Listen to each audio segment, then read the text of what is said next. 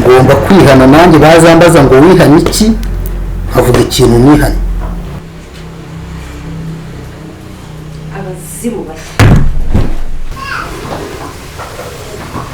ibi ni biki mami? aya none niyo mahitamo yanjye. Kuki wowe ukayumva impanuka yiye harimo n'utuneke.